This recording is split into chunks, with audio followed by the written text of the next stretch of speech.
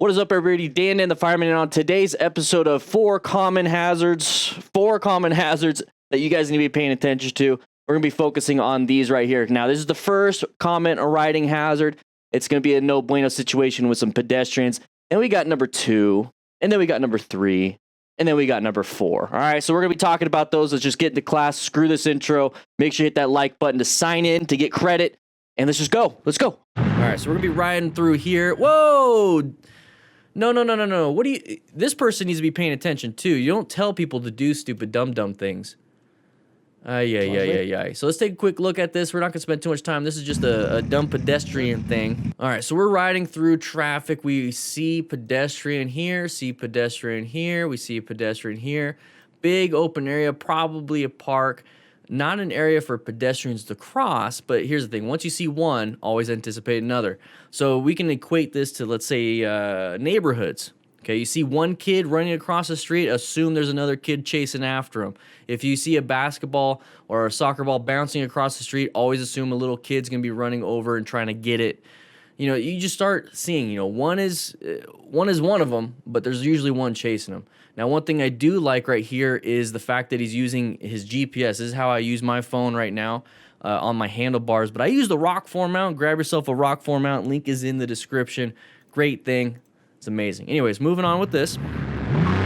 So thankfully, this person saw it, but they would have been right in the path of travel. So one thing that we could do better is not speed into the situation. Kind of just anticipate and be like, I'm going to wait for this dumb to get across, all right? So that's what I would be doing, but thankfully no one got hurt. Thankfully it was seen in time. Terrible situation if somebody did get hit. Rock form mount. I like rock form mounts. So I waited patiently. All right, moving on. And as it moved All right, roundabouts are dangerous. Orange stage. had the indicator on.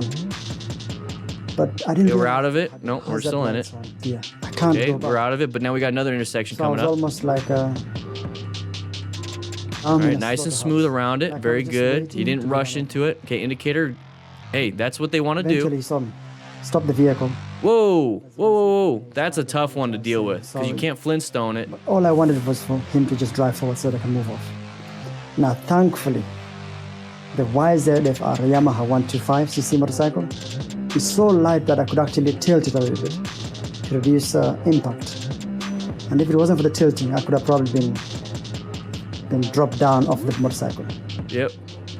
So Thankfully, he kept it up because it would have dropped on his leg or he would have fell into traffic. I learned from it. I'm never too close to anybody. And if I am, I normally stick to the side. Try to be to the right side of them. Don't try and be in the middle. All right, so what he was saying is, next time I'm not going to get so close to somebody. And that's one of those things. I like to maintain a space cushion because they always like to take it away from me. I can always increase my space cushion by not getting close to people or going somewhere else. The one thing that we can't do is go in reverse very fast. These people can go in reverse super quick. So we're going to get up to here, and look how close we are. We can't be doing that. Let's go ahead and sit back a little bit. I understand that he's lane filtering, and he can't get around this vehicle because of that indicator, and we got cars coming. But that's one of those hazards when it comes to lane filtering. Just because you can doesn't mean you should all the time. And thankfully he didn't, but we got a little too close. Eventually he saw me. Stop. So right here, we can't do much. And honestly, sometimes this is what I do when I park next to a vehicle at a stoplight too. But I know they're not going to be backing up. This is in the road. Anyways, terrible situation. Can't do much. You can't back out. You couldn't escape going forward because you ran into traffic. Okay, so there's not much you could do right here. Anybody. And if I am, I normally stick to the side. Try to be to the right side of them. Don't try and be in the middle. All right, so we're watching this. We're a little bit close. Ends up in a few scratches on the bike, and an important lesson. Okay, so don't get right behind somebody because they might back up. Watch out. Okay, good. Now we're going to get going. So one hazard kind of adapted to. We're going to go take a nice left-handed turn. We lost some traction on the turn for whatever reason. Could have been bad road. Could have been too much throttle. I didn't hear anything. Could be cold tires right off the bat. But take a quick look. He's got full gear. That's an amazing suit. All right, so you got to be very careful taking off from a stop. So I can't tell too much. you know, what the temperature is. I don't know what, you know, his tire conditions are. But here's the thing, I'm going through the checklist, right? So tire conditions, environment out here, road surface hazards, you know, throttle control. See how I'm going through that checklist? It's because those are all different factors that could lead to a low side, especially in this type of situation. So what do? We check our tires, make sure they have good tread depth, make sure they're proper PSI. You know, is it cold out? Is there, you know, is it like snowing? Is it just really, really cold out? How cold is our tires? Because if it's too cold, it's not going to be malleable enough to really grip the ground. Well, okay, well, let's say all that stuff is good. Is there stuff on the ground? Is there gravel on the ground? You know, that's going to reduce traction right there. So when we see gravel, we got to be going over it nice and easy. Not a lot of throttle input, just nice, easy, smooth inputs, nice wide arcing. So we go through this whole process of, you know, what is the factor? What is the factor? We can't tell. Well, the fact that you're thinking of all these different factors is extremely important when it comes to figuring out how to prevent this ourselves. You know, did you go over the paint line? You know, the slick surfaces on the paint? We don't know. No clue. But the point is, we are going through that process. That's the after action review. Okay, if we don't know the definitive thing, we'll find it from something else. Yeah, nice little old lady to the rescue. All right, here we go. So casual, casal duas rodas.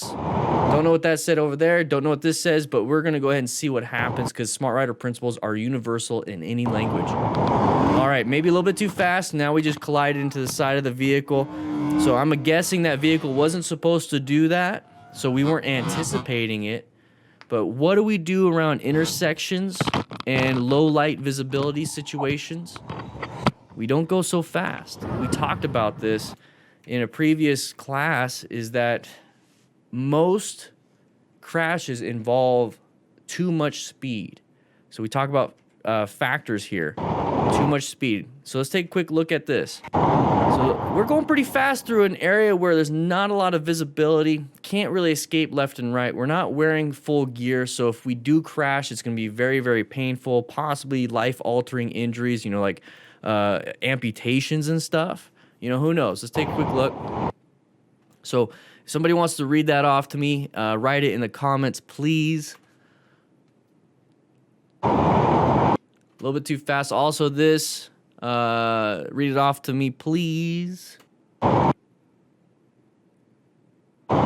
little too fast. So now we just slam those brakes. Now here's the thing. He perceived, let's go over the objective facts here. Perceived it, now he's reacting. So what we have left in the total stopping distance equation is braking distance. Now at this speed, can we stop in time? Obviously he can't. You know, he crashed into the back of the vehicle. Can't stop in time. So red stage maneuvers, does it say you can only use your brakes to do a red stage maneuver? No. You have other options in red stage. You can swerve. You can swerve. Now I'm putting it to the left because, you know, that's an option, but I'm not saying it's the best one, so I'm going to go ahead and cross that out. So swerving to the right might have been the better option. What about let's do a little thought experiment. That's a terrible line. Let's go ahead and make that a little bit better. Let's do a thought experiment here. Let's say we're trying to slow down, and allowing this vehicle to move forward just a little bit. So now it's like right here. Then maybe now we can swerve. So we separate a lot of it, you know, braking then swerving. We could do that too. But, you know, how are we going to do this all in a split second, everybody? We can't. If we have no training. If you have no training, if you've never practiced this, you're not going to be able to do it in a split second. That's why I'm trying to get this into your faces and your brains, that this is the reality if you don't practice. I mean, if you just thought about it, we were braking, and then we went. There was an open spot right there. Now, how do we mitigate all this stuff? We were talking about, okay, well, he's not going to be able to stop in time. He's not going to be able to swerve in time. There's no options. There's nothing he could have done. Okay. Let's go back. How fast are we going? So you're telling me there's nothing he could have done. Let's take a quick look at what he did prior to the event. We're going pretty fast for the environment. Maybe not fast during the day, but nighttime, low visibility, nobody can really see us, our headlights aren't doing very well. So now if we keep going backwards, Instead of saying, well, we couldn't have done a swerve, we couldn't have done braking. Well, could we have slowed down in the first place so that we never would have had to brake that hard or swerved into a situation where we had to thread the needle? So it's all these different factors leading up to the crash that if we can prevent those, possibly not even have a situation where we have to do a red stage maneuver. And that is the whole point of the Smart Rider principles: seeking out and recognizing hazardous situations, maintaining your fundamental skills with parking lot practice, or wherever you want to practice. Go to a track, do whatever you want to do, but maintain the fundamental skills. That's the whole point. If you can't seek out and recognize that this is a hazardous situation, it doesn't matter. It doesn't matter if you can brake and swerve amazingly well. If you don't know, that's what I'm trying to get at. And it doesn't have full gear, so acquire and utilize personal protective equipment. And that would have hopefully prevented a lot of this. There's brake lights way ahead. Look at those brake lights. We should already be doing something about that. We weren't paying attention. We're not paying attention. We just watched a ton of close calls and crashes. Now, if this is something you like, please show it to me by clicking that like button and commenting down below. Now, here's the thing. You have to submit your own videos in order for this to happen. So if you want to, there's a link in the description for that. But go ahead and check out this video right here. And then maybe this one right here. This one's actually pretty dang good. I had a ton of fun with this one. I'll be seeing you guys around.